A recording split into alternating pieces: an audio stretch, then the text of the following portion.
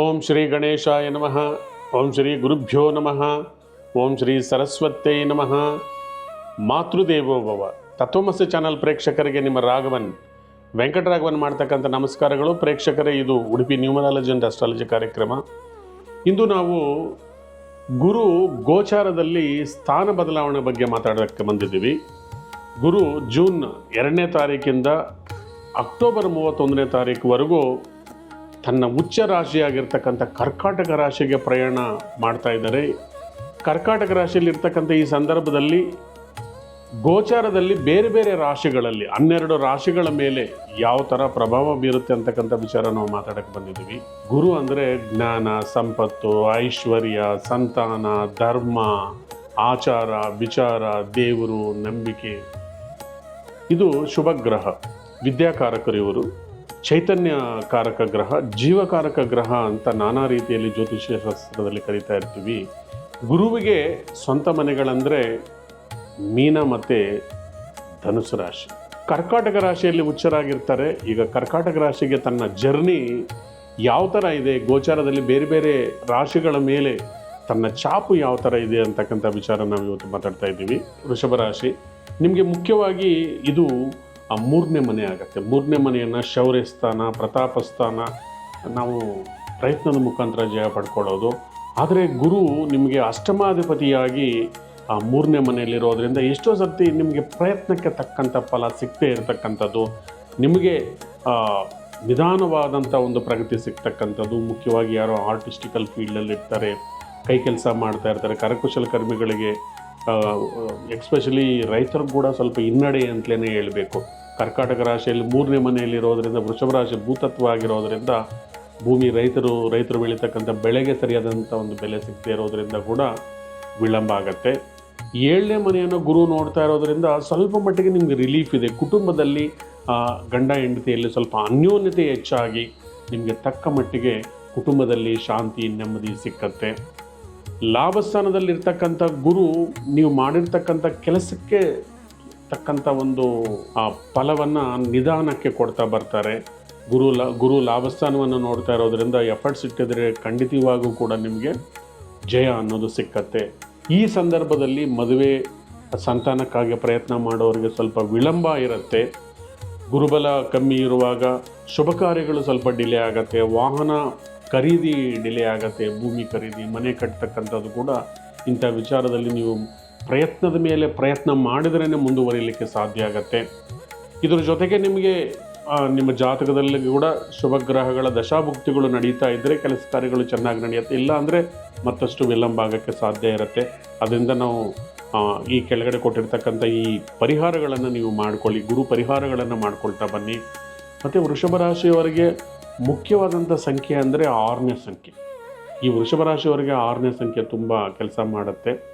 ಮತ್ತು ನಿಮಗೆ lucky numbers ಬಂದು 5, 6 ಈ ಸಂಖ್ಯೆಗಳು ತುಂಬ ಇರುತ್ತೆ. ನೀವು ಸ್ವಲ್ಪ ಶ್ವೇತವರ್ಣದ ಬಟ್ಟೆಗಳನ್ನು ಧರಿಸಿ, ಬೆಳ್ಳಗಿರ್ತಕ್ಕಂಥದ್ದು, ಬಿಳಿ ವಸ್ತ್ರಗಳು ಮತ್ತು light blue colours, light green colours ಬಟ್ಟೆಗಳನ್ನು ಧಾರಣೆ ಮಾಡೋದರಿಂದ ಕೂಡ ನಿಮಗೆ ಅದೃಷ್ಟ ಬರುತ್ತೆ. ನಿಮಗೆ 4 ಮುಖದ ರುದ್ರಾಕ್ಷ ತುಂಬ ಅದೃಷ್ಟ ಕೊಡುತ್ತೆ ಸ್ನೇಹಿತರೆ.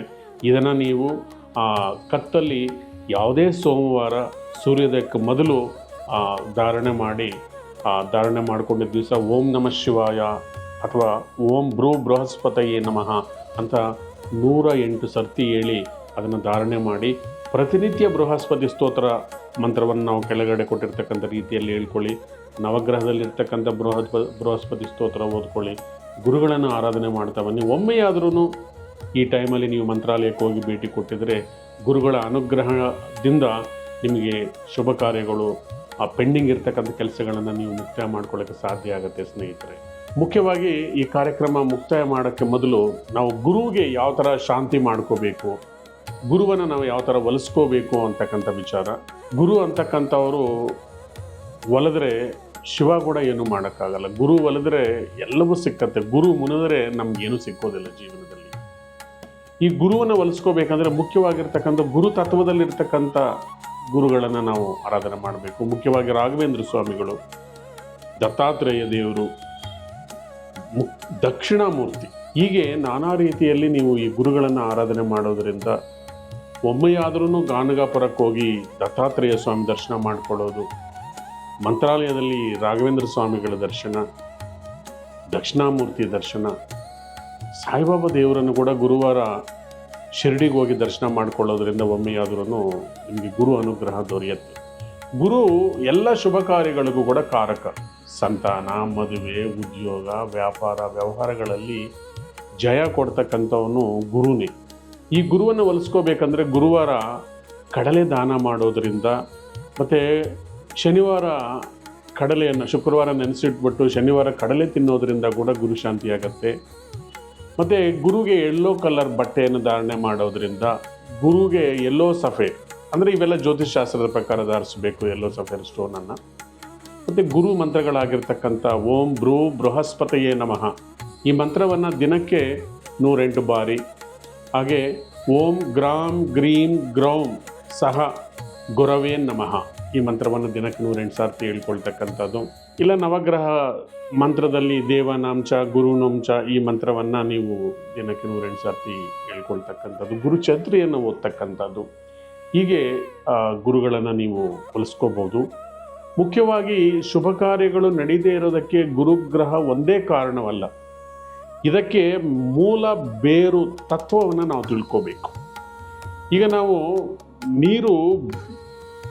ಬೇರುಗಳು ನೀರನ್ನು ಹೀರ್ಕೊಂಡು ಫಲ ಪುಷ್ಪವನ್ನು ಕೊಡುತ್ತೆ, ಮರ ಬೆಳೆಯುತ್ತೆ, ಬ್ರಾಂಚಸ್ ಬರುತ್ತೆ, ದೊಡ್ಡದಾಗತ್ತೆ. ಈ ಮೂಲ ಬೇರು ಅಂತಕ್ಕಂಥದ್ದು ನಮ್ಮ ಕುಲ ದೇವರು ಮತ್ತು ಕುಲದೇವತೆ.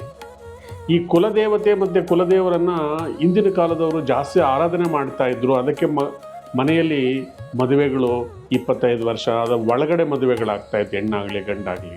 ಈಗ 30 ವರ್ಷ ಆಗಿದ್ರೂ ಕೂಡ ಮದುವೆ ಆಗ್ತಾ ಇಲ್ಲ ಅಂದರೆ ನಾವು ಮೂಲ ತತ್ವಗಳನ್ನು ನಾವು ಬಿಡ್ತಾ ಇದ್ದೀವಿ. ನಾವು ಕುಲದೇವರನ್ನ ಆರಾಧನೆ ಮಾಡ್ತಾ ಇಲ್ಲ, ಕುಲದೇವಿಯನ್ನು ನಾವು ಆರಾಧನೆ ಮಾಡ್ತಾ ಇಲ್ಲ. ಪ್ರತಿ ಗ್ರಾಮದಲ್ಲೂ ಕೂಡ ಗ್ರಾಮ ದೇವತೆಯರು ಅಂತಿರ್ತಾರೆ, ಗ್ರಾಮ ದೇವತೆಯ ಸೇವೆಯನ್ನು ಮಾಡಬೇಕು.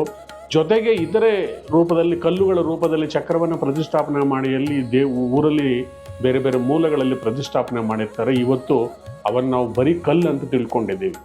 ಮೊದಲೆಲ್ಲ ಕೂಡ ಅದಕ್ಕೆ ನೀರಾಕಿ ಅರಿಶಿನ ಕುಂಕುಮ ಇಟ್ಟು ಕಡ್ಡಿ ಕರ್ಪೂರ ಇಕ್ಕಿ ಬೇಡ್ಕೊಳ್ಳೋರು. ಮಕ್ಕಳಿಗೆ ಅನಾರೋಗ್ಯ ಬಂದರೆ ಅಲ್ಲೋಗಿ ಮೊಸರನ್ನು ಅರ್ಪಣೆ ಮಾಡಿ ತಾಯಿಗೆ ಶಾಂತಿ ಮಾಡಿ ನೀರನ್ನು ಹಾಕಿ ಅಭಿಷೇಕ ಮಾಡಿ ತಾಯಿಯನ್ನು ಸಂತೋಷಗೊಳಿಸಿ ಚಿಕ್ಕ ಮಕ್ಕಳಿಗೆ ಬಂದಿರತಕ್ಕಂಥ ಕಾಯಿಲೆಗಳು ಕೂಡ ವಾಸಿ ಮಾಡ್ಕೊಳ್ತಾ ಇದ್ರು. ಈ ತತ್ವವನ್ನು ನಾವು ಅರ್ಥಕೊಂಡು ನಾವು ಮುಖ್ಯವಾಗಿ ಕುಲದೇವರನ್ನ ಆರಾಧನೆ ಮಾಡೋದು, ಕುಲದೇವತೆ ತತ್ವವನ್ನು ಮೂಲವನ್ನು ತಿಳ್ಕೊಂಡು ವರ್ಷಕ್ಕೆ ಒಮ್ಮೆಯಾದರೂ ಹೋಗಿ ಅಲ್ಲಿ ದೇವರ ಸೇವೆ ಮಾಡ್ತಕ್ಕಂಥದ್ದು, ಪೂಜೆ ಪುನಸ್ಕಾರಗಳನ್ನು ಮಾಡಿಕೊಂಡು ಕುಟುಂಬ ಸಮೇತರಾಗಿ ಕುಲದೇವರನ್ನ ಆರಾಧನೆ ಮಾಡೋದರಿಂದ, ದಕ್ಷಿಣಾಮೂರ್ತಿಯನ್ನು ಆರಾಧನೆ ಮಾಡೋದರಿಂದ, ಹಾಗೆ ರಾಘವೇಂದ್ರ ಇತ್ಯಾದಿ ಗುರುಗಳನ್ನು ಆರಾಧನೆ ಮಾಡೋದರಿಂದ ಕೂಡ ಗುರುಬಲ ಇಲ್ಲದೇ ಇದ್ದರೂ ಕೂಡ ಗುರುಬಲ ಅನ್ನೋದು ಸಿಗತ್ತೆ.